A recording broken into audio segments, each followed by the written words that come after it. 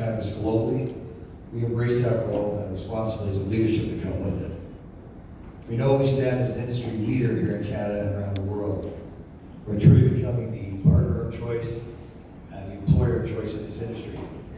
I'm humbled by it, I'm proud of it, but this is only the second inning. We have a lot of work to do. We're ready for this new market because we built innovation into the core of this who we are. This year we announced new products and categories such as soft gel capsules, sprays, oral strips, pre-rolls, hemp oil tinctures, and vapes. Gummies, chocolates, mints, and other consumable products are coming by the end of the year as those markets open up. Every indication I have, in talking with retail partners and speaking with the pharmacies and whatnot, is that Aurora knocked that out of the park. We'll come out of this ahead of everybody, I believe, Cannabis 2.0, so look forward to it.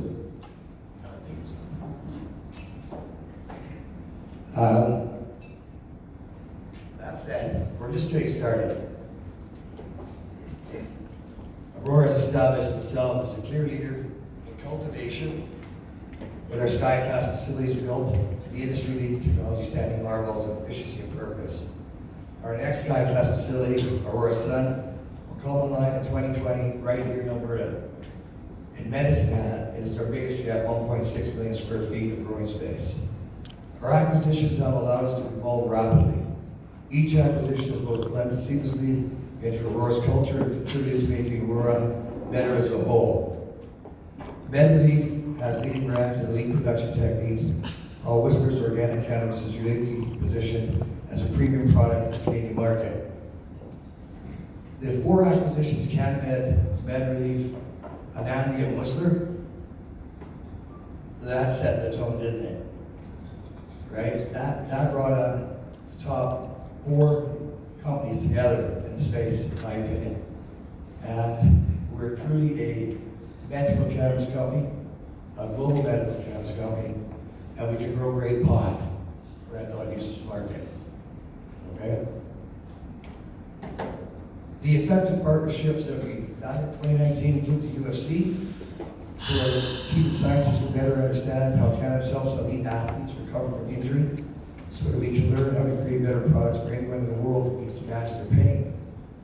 Not just injury pain, it can be pain from training. We announced Nelson Pellets as our strategic advisor. We're working in tandem with him on a careful and considered approach to business expansion in the United States. Our team, the American entry, has done such a thorough job, it blows my mind. You'll be very satisfied when you see us enter the United States. We were driven to lead in 2019, as I said. The desire to innovate by effective acquisition and partnerships will continue. In 2020, we will again pursue growth and opportunity just as eagerly. As I said, we're in the second inning. We built this business to service the world. Everyone in this room should be proud to be investors of Aurora. Be proud. You're invested in the best cannabis company in the world. Last quarter, we proved that with some numbers, didn't we? Top medical sales, top adult use sales, largest global footprint, best people in the world, best employees, best facilities, greatest board. Okay? We're ready for it. Share price sucks right now. I'm sure that's all of your minds. It's all mine. Okay? But it's a retrench, it's a restep. And 2.0 and our other business initiatives are going to knock your stocks off. With that, I'm going to introduce you to Mr. Cabat.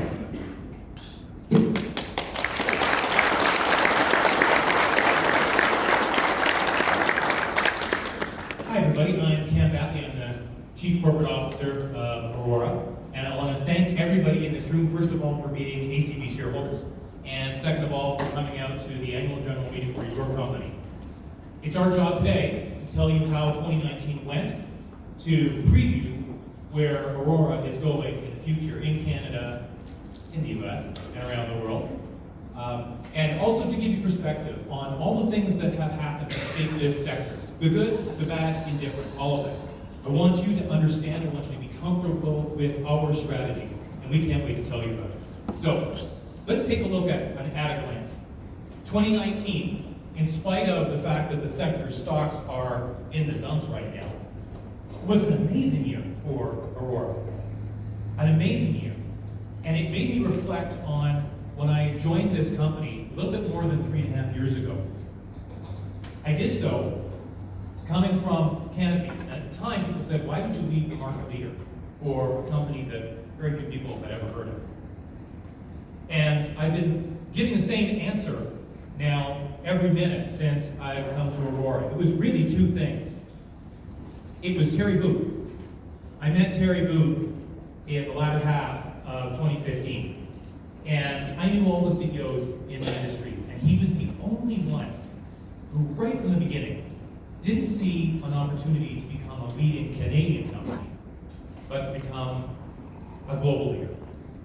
His vision was different. The technology that he envisioned hadn't even been completely invented yet, but he envisioned a company in this sector that would do things differently. His vision was the primary reason that I came to Aurora. And the second thing also flowed from Terry that convinced me was that very first amazing facility of Aurora, Aurora Mountain. Aurora Mountain, the little facility that could, producing 5,000 kilograms a year and carrying us through the most tricky times and allowing us to build this incredible platform, the world's first purpose-built cannabis production facility. And that is the vision that we've executed on ever since. Now, where are we in 2019? After being the 24th company to receive a license from Health Canada, we're number one now. We're number one in production and sales of cannabis globally, according to the last quarter results for all of our peers. That is a remarkable movement. The other companies, some of which we've acquired, think of CanMed and MedRelief and Whistler. All of these companies, part of the Blessed 13 that received their licenses very early on in Canada's medical cannabis system, all of these companies had a 1.5-year head start on us, and we've now surpassed them all. Testament to Terry's vision. Take a look at what else we've done. The Sky Class facilities. I'm sure you've all gazed with pride at Aurora Sky as you drive into the airport. We have validated this concept of the first 21st century style of cannabis production.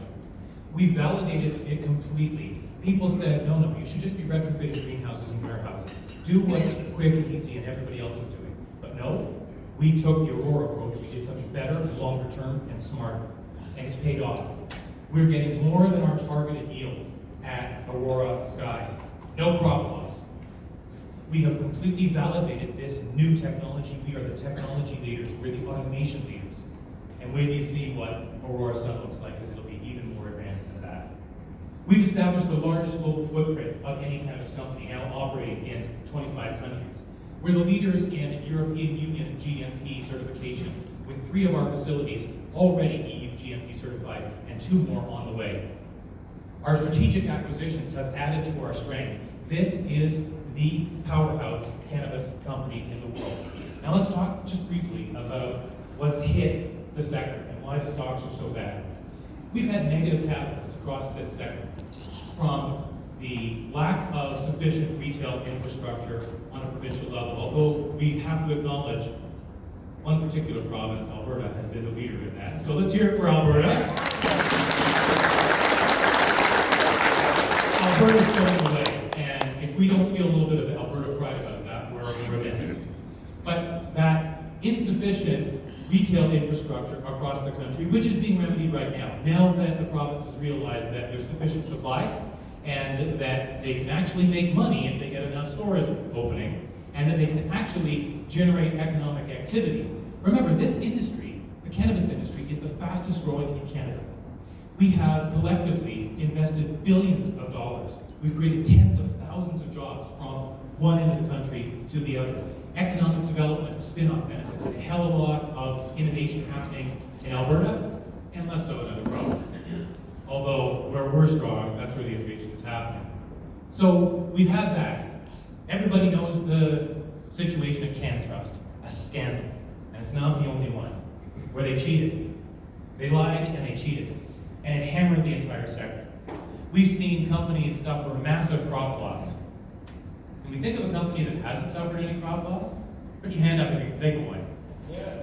No profit loss at Aurora. We have had, yeah, that's where we've had all these headwinds, these negative catalysts in the industry, but you know what? It looks like we're through. And now the big positive catalyst lies ahead.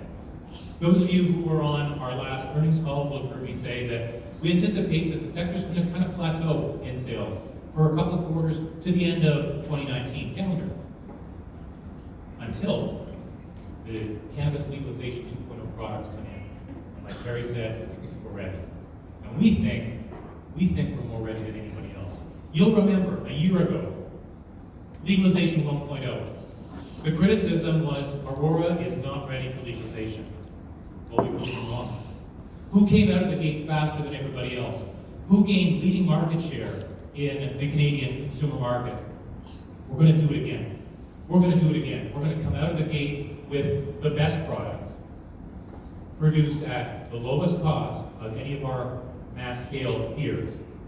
And I think that we're going to continue to dominate in this industry. And let's remember where we are.